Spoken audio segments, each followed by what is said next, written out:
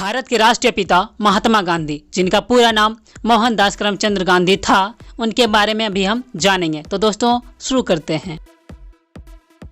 GK Gunjan के इस video में आपको महात्मा गांधी के बारे में, उनका प्रारंभिक जीवन, विवाह, विदेश में शिक्षा और वकालत, दक्षिण अफ्रीका में नागरिक अधिकारों के आंदोलन, 1906 में जुलू युद्ध में भूमिका क्या रहा था महात्मा गांधी का, भारतीय स्वतंत्रता संग्राम के लिए संघर्ष और चंपारण और खेड़ा सत्याग्रह के बारे में भी आपको जानने को मिलेगा।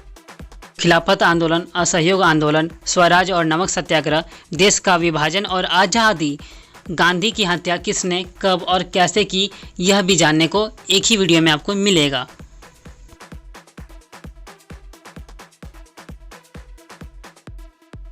गांधी जी का जन्म 2 अक्टूबर 1869 को पोरबंदर नामक स्थान पर, जो कि गुजरात में है, वहां हुआ था और इनका मृत्यु 30 जनवरी 1948 को गांधी स्मृति, जो कि नई दिल्ली का एक स्थान है, वहां हुआ था। गांधी जी का मृत्यु गोली लगने के कारण हुआ था और यह गोली नाथूराम गोडसे द्वारा चलाया गया था, जो एक बहुत ही क्रूर व्यक्ति थे। व्यवसाय, राजनीतिक, बैरिस्टर, पत्रकार, दार्शनिक, निबंधकार, संस्मरण लेखक तथा क्रांतिकारी भी थे। राजनीतिक पार्टी भारतीय राष्ट्रीय कांग्रेस, इंडियन नेशनल कांग्रेस। धार्मिक मान्यता हिंदू धर्म। जीवन साथी कस्तूरबा गांधी और उनके बच्चे हरिलाल गांधी, रामदास गांधी, देवदास गांधी और मणिलाल गांधी थे। हरिलाल गांधी गांधी जी के सबसे बड़े बेटे थे। क्या आपको पता है मोहनदास करमचंद गांधी एक भारतीय वकील, उपनिवेशवाद विरोधी, राष्ट्रवादी और राजनीतिज्ञ, नैतिकतावादी थे, जिन्होंने ब्रिटिश शासन से भारत की आज़ादी के लिए सफल अभियान का नेतृत्व करने के लिए अहिंसक प्रतिरोध को नियोजित किया और बदले में दुनिया भर में नागरिक अधिकारों और स्वतंत्रता के लिए प्रेरित आंदोलनों का भी नेतृत्व किया था। मोहनदास करमचंद गांधी का जन्म पश्चिमी भारत में वर्तमान गुजरात के एक तटीय शहर पोरबंदर नामक स्थान पर 2 अक्टूबर सन 1869 को हुआ था। उनके पिता करमचंद गांधी सनातन धर्म की अंसारी जाति से संबंध रखते थे और ब्रिटिश राज के समय काठियावाड़ की छोटी सी रियासत पोरबंदर के भी दीवान अर्थात प्रधानमंत्री थे। गुजराती भाषा में गांधी का अर्थ है पंसारी, जबकि हिंदी भाषा में गांधी का अर्थ है इत्र बेचने वाला, जिसे अंग्रेजी में परफ्यूमर कहा जाता है। उनकी माता पुतलीबाई परिणामी वैश्य समुदाय की थी। पुतलीबाई करमचंद गांधी की चौथी पत्नी थी। भक्ति करने वाली माता की देखरेख और उस क्षेत्र की जैन परंपराओं के कारण युवा मोहनदास पर वे प्रभाव प्रारंभ में ही पड़ गए थे, जिसने आगे चलकर महात्मा गांधी के जीवन में महत्वपूर्ण भूमिका निभाई। इन प्रभावों में शामिल थे दुर्बलों में जोश की भावना, शाकाहारी जीवन, आत्मशुद्धि के लिए उपवास तथा विभिन्न जातियों के लोगों के बीच सहिष्णुता। गांधी जी का विवाह मई 1883 में 13.5 साल की आयु पूर्ण करते ही उनका विवाह 14 साल की कस्तूरबाई मकंजी से कर दिया गया। पत्नी का पहला नाम छोटा करके कस्तूरबा कर दिया गया और उसे लोग प्यार से बा कहते थे। यह विवाह उनके माता पिता द्वारा तय किया गया व्यवस्थित बाल विवाह था, जो उस समय उस क्षेत्र में प्रचलित था। लेकिन उस क्षेत्र में यही रीति थी कि किशोर दुल्हन को अपने माता पिता के घर और अपने पति से अलग अधिक समय तक रहना पड़ता था। 1885 में जब गांधी जी 15 वर्ष के थे, तब इनकी पहली संतान ने जन्म लिया, लेकिन वह केवल कुछ दिन ही जीवित रही और इसी साल उनके पिता करमचंद गांधी भी चल बसे। मोहनदास और कस्तूरबा के 4 संतान हुई, जो सभी पुत्र ही थे। हरिलाल गांधी 1888 में, मणिलाल गांधी 1892 में, रामदास गांधी 1897 में और देवदास गांधी 1900 में जन्मे। पोरबंदर में उन्होंने मिडिल और राजकोटा से हाई स्कूल किया। दोनों परीक्षाओं में शैक्षणिक स्तर पर वह एक औसत छात्र रहे। मैट्रिक के बाद की परीक्षा उन्होंने भावन नगर के श्यामलाल दास कॉलेज से कुछ परेशानी के साथ उत्तीर्ण की। जब तक वे वहां रहे अप्रसन्न ही रहे, क्योंकि उनका परिवार उन्हें बैरिस्टर बनाना चाहते थे। गांधी जी के द्वारा विदेश में शिक्षा और वकालत। अपने 19वें जन्मदिन से लगभग एक महीने पहले ही 4 सितंबर 1888 को गांधी यूनिवर्सिटी कॉलेज लंदन में कानून की पढ़ाई करने और बैरिस्टर बनने के लिए इंग्लैंड चले गए। भारत छोड़ते समय जैन भिक्षु बेचार्जी के समक्ष हिंदुओं को मांस, शराब तथा संकीर्ण विचारधारा को त्यागने के लिए अपनी माता जी को दिए गए एक वचन ने उनके शाही राजधानी लंदन में बिताए गए समय को काफी प्रभावित किया। हालांकि गांधी जी ने अंग्रेजी रीति रिवाजों का अनुभव भी किया, जैसे उदाहरण के तौर पर नृत्य कक्षाओं में जाने का, फिर भी वह अपनी मकान मालिकिन द्वारा मांस एवं पत्ता गोभी को हजम नहीं कर सके। उन्होंने कुछ शाकाहारी भोजनालयों की ओर इशारा किया। अपनी माता की इच्छाओं के बारे में कुछ उन्होंने पढ़ा था, उसे सीधा अपनाने की बजाय उन्होंने बौद्धिकता से शाकाहारी भोजन का अपना भोजन स्वीकार किया। उन्होंने शाकाहारी समाज की सदस्यता ग्रहण की और इसकी कार्यकारी समिति के लिए उनका चयन भी हो गया, जहां उन्होंने एक स्थानीय अध्याय की नींव रखी। बाद में उन्होंने संस्थाएं गठित करने में महत्वपूर्ण अनुभव का परिचय देते हुए इसे श्रेय दिया। वे जिन शाकाहारी लोगों से मिले उनमें से कुछ थियोसॉफिकल सोसाइटी के भी सदस्य थे। इस सोसाइटी की स्थापना 1875 में विश्व बंधुत्व को प्रबल करने के लिए की गई थी और इसे बौद्ध धर्म एवं सनातन धर्म के साहित्य के अध्ययन के लिए समर्पित किया गया था। दक्षिण अफ्रीका में नागरिक अधिकारों के आंदोलन 1893 से लेकर 1915 तक। दक्षिण अफ्रीका में गांधी को भारतीयों पर भेदभाव का सामना करना पड़ा। आरंभ में उन्हें प्रथम श्रेणी कोच की वैध टिकट होने के बाद तीसरी श्रेणी के डिब्बे में जाने से इनकार करने के लिए ट्रेन से बाहर फेंक दिया गया था। इतना ही नहीं, पायदान पर शेष यात्रा करते हुए एक यूरोपियन यात्री के अंदर आने पर चालक की मार भी झेलनी पड़ी थी। उन्होंने अपनी इस यात्रा में अन्य भी कई कठिनाइयों का सामना किया। अफ्रीका में कई होटलों को उनके लिए वर्जित कर दिया गया। इसी तरह ही बहुत सी घटनाओं में से एक यह भी थी जिसमें अदालत के न्यायाधीश ने उन्हें अपनी पगड़ी उतारने का आदेश दिया था, जिसे उन्होंने नहीं माना। ये सारी घटनाएं गांधी के जीवन में एक मोड़ बन गई और विद्यमान सामाजिक अन्याय के प्रति जागरूकता का कारण बनी तथा सामाजिक सक्रियता की व्यवस्था करने में मददगार सिद्ध हुई। दक्षिण अफ्रीका में भारतीयों पर हो रहे अन्याय को देखते हुए गांधी ने अंग्रेजी साम्राज्य के अंतर्गत अपने देशवासियों के सम्मान तथा देश में स्वयं अपनी स्थिति के लिए भी प्रश्न उठाए। 1906 के जुलू युद्ध में गांधी की भूमिका।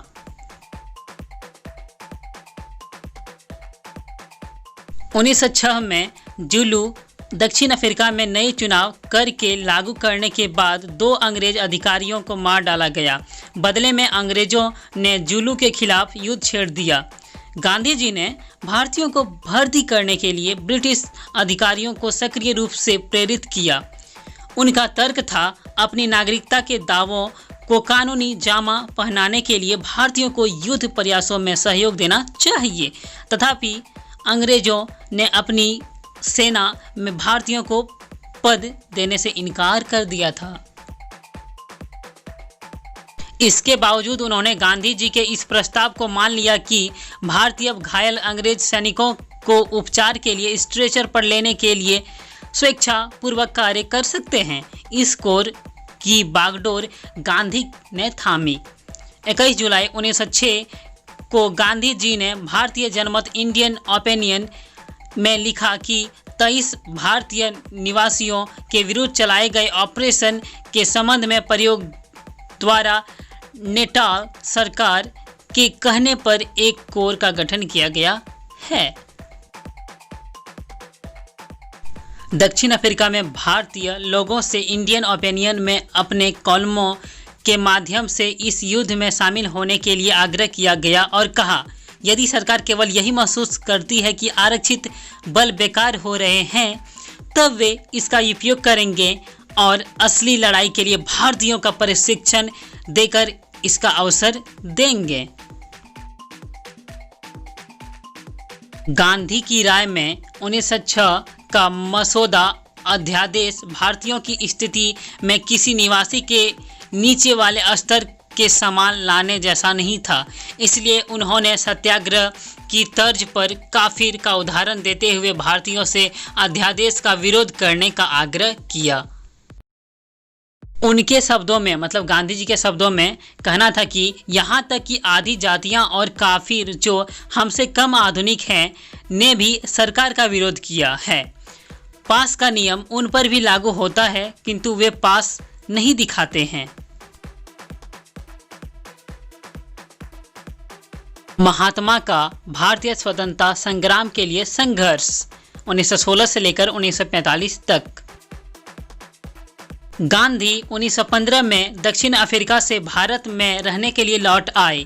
उन्होंने भारतीय राष्ट्रीय कांग्रेस के अधिवेशनों पर अपने विचार व्यक्त किए, लेकिन उनके विचार भारत के मुख्य मुद्दों, राजनीति तथा उस समय के कांग्रेस दल के प्रमुख भारतीय नेता गोपाल कृष्ण गोखले पर ही आधारित थे, जो कि एक सम्मानित नेता थे।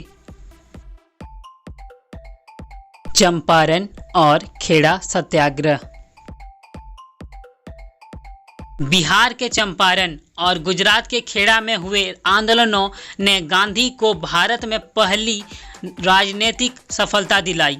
चंपारण में ब्रिटिश जमींदार किसानों को खाद्य फसलों की बजाय नील की खेती करने के लिए मजबूर करते थे और सस्ते मूल्य पर फसल खरीदते थे, जिससे किसानों की स्थिति बदतर होती जा रही थी। इस कारण वे अत्यधिक गरीबी में घिर गए। एक विनाशकारी अकाल के बाद अंग्रेजी सरकार ने दमनकारी कर लगा दिए, जिसका बोझ दिन प्रतिदिन बढ़ता गया।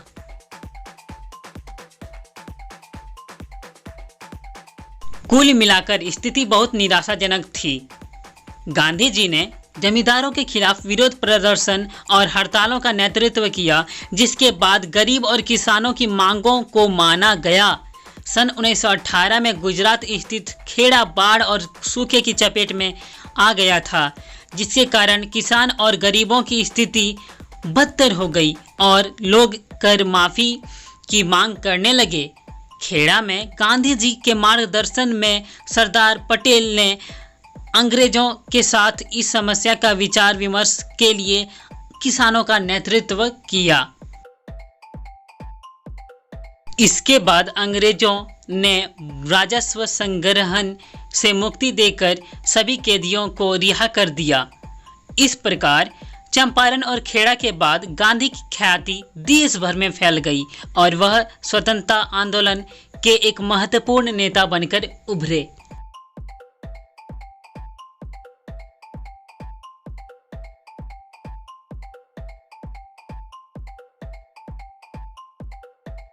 खिलाफत आंदोलन।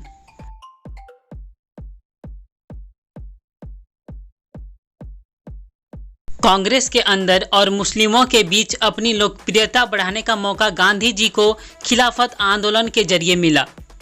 खिलाफत एक विश्वव्यापी आंदोलन था, जिसके कारण खिलाफा के गिरते प्रभुत्व का विरोध सारी दुनिया के मुसलमानों द्वारा किया जा रहा था।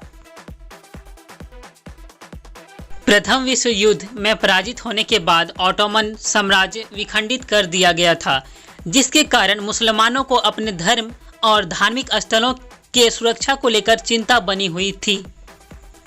भारत में खिलाफत का नेतृत्व ऑल इंडिया मुस्लिम कॉन्फ्रेंस द्वारा किया जा रहा था। धीरे धीरे गांधी इसके मुख्य प्रवक्ता बन गए। भारतीय मुसलमानों के साथ एकजुटता व्यक्त करने के लिए उन्होंने अंग्रेजों द्वारा दिए गए सम्मान और मेडल वापस कर दिया। इसके बाद गांधी न सिर्फ कांग्रेस बल्कि देश के एकमात्र ऐसे नेता बन गए जिनका प्रभाव विभिन्न समुदायों के लोगों पर था। असहयोग आंदोलन। गांधी जी का मानना था कि भारत में अंग्रेजी हुकूमत भारतीयों के सहयोग से ही संभव हो पाई थी और अगर हम सब मिलकर अंग्रेजों के खिलाफ हर बात पर असहयोग करें तो आज़ादी संभव है। गांधी जी की बढ़ती लोकप्रियता ने उन्हें कांग्रेस का सबसे बड़ा नेता बना दिया था और अब वह इस स्थिति में थे कि अंग्रेजों के विरुद्ध असहयोग, अहिंसा तथा शांतिपूर्ण प्रतिकार जैसे अस्त्रों का प्रयोग कर सकें। इसी बीच जालियांवाला नरसंहार ने देश को भारी आघात पहुंचाया, जिससे जनता में क्रोध और हिंसा की ज्वाला भड़क उठी थी। गांधी जी ने स्वदेशी नीति का आह्वान किया, जिसमें विदेशी वस्तुओं विशेषकर अंग्रेजी वस्तुओं का बहिष्कार करना था। उनका कहना था कि सभी भारतीय अंग्रेजों द्वारा बनाए वस्त्रों की अपेक्षा हमारे अपने लोगों द्वारा हाथ से बनाई गई खादी पहने। उन्होंने पुरुषों और महिलाओं को प्रतिदिन सूत काटने के लिए कहा।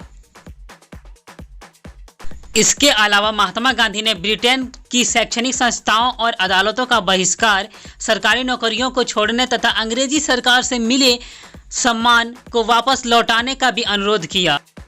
असहयोग आंदोलन को अपार सफलता मिल रही थी, जिससे समाज के सभी वर्गों में जोश और भागीदारी बढ़ गई। लेकिन फरवरी 1922 में इसका अंत चोरी कांड से हुआ। इस हिंसक घटना के बाद गांधी जी ने असहयोग आंदोलन को वापस ले लिया। उन्हें गिरफ्तार कर राजद्रोह का मुकदमा चलाया गया, जिसमें उन्हें 6 साल की सजा सुनाई गई। खराब स्वास्थ्य के चलते उन्हें फरवरी 1924 में सरकार ने रिहा कर दिया।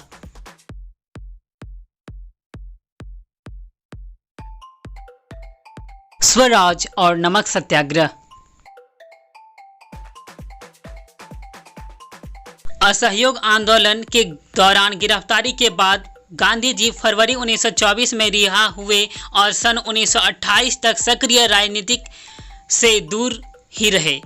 इस दौरान वह स्वराज पार्टी और कांग्रेस के बीच मनमुटाव को कम करने में लगे रहे और इसके अतिरिक्त अस्पृश्यता, शराब, अज्ञानता और गरीबी के खिलाफ भी लड़ते रहे। इसी समय अंग्रेजी सरकार ने सर जॉन साइमन के नेतृत्व में भारत के लिए एक नया संवैधानिक सुधार आयोग बनाया, पर उसका एक भी सदस्य भारतीय नहीं था, जिसके कारण भारतीय राजनीतिक दलों ने इसका बहिष्कार किया। इसके पश्चात दिसंबर 1928 में कोलकाता अधिवेशन में गांधी जी ने अंग्रेजी हुकूमत को भारतीय साम्राज्य को सत्ता प्रदान करने के लिए कहा और ऐसा न करने पर देश की आज़ादी के लिए असहयोग आंदोलन का सामना करने के लिए तैयार रहने के लिए भी कहा।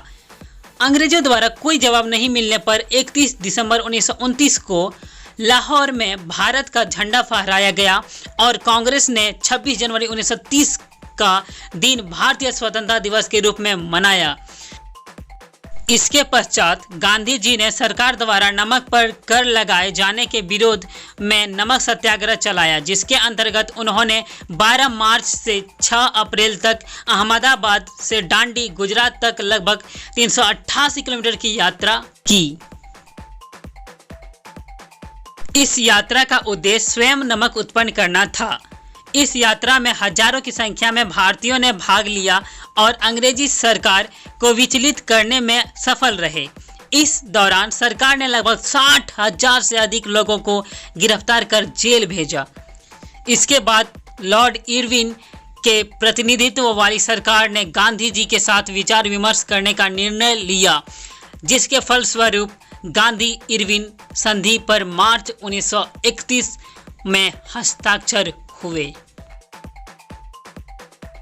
गांधी इरविन संधि के तहत ब्रिटिश सरकार ने सभी राजनीतिक कैदियों को रिहा करने के लिए सहमति दे दी।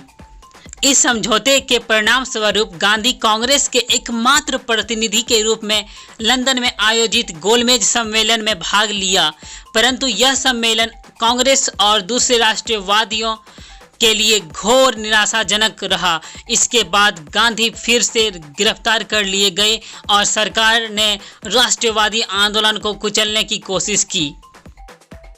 1934 में गांधी ने कांग्रेस की सदस्यता से इस्तीफा दे दिया।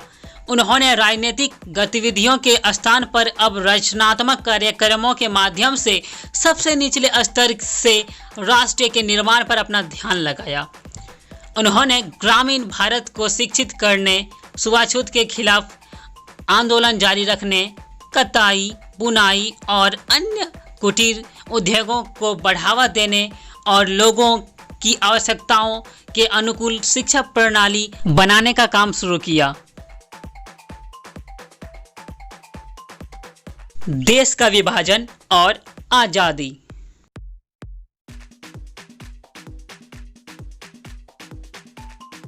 द्वितीय विश्व युद्ध के समाप्त होते होते ब्रिटिश सरकार ने देश को आज़ाद करने का संकेत दे दिया था। भारत की आज़ादी के आंदोलन के साथ साथ जिन्ना के नेतृत्व में एक अलग मुसलमान बहुल्य देश पाकिस्तान की मांग तीव्र हो गई थी और 40 के दशक में इन ताकतों ने एक अलग राष्ट्रीय पाकिस्तान की मांग को वास्तविकता में बदल दिया था। गांधी जी देश का बंटवारा नहीं चाहते थे क्योंकि यह उनके धार्मिक एकता के सिद्धांत से बिल्कुल अलग था, पर ऐसा हो न पाया और अंग्रेजों ने देश को दो टुकड़ों भारत और पाकिस्तान में विभाजित कर दिया। गांधी जी की हत्या। 30 जनवरी 1948 को राष्ट्रपिता महात्मा गांधी की दिल्ली के बिरला हाउस में शाम 5:17 पर हत्या कर दी गई। गांधी जी एक प्रार्थना सभा को संबोधित करने जा रहे थे जब उनके हत्यारे नाथूराम गॉडसे ने उनके सीने में 3 गोलियां दाग दी। ऐसा माना जाता है कि हे राम उनके मुख से निकले अंतिम शब्द थे। नाथूराम गॉडसे और उसके सहयोगियों पर मुकदमा चलाया गया और 1949 में उन्हें मौत की सजा सुनाई गई।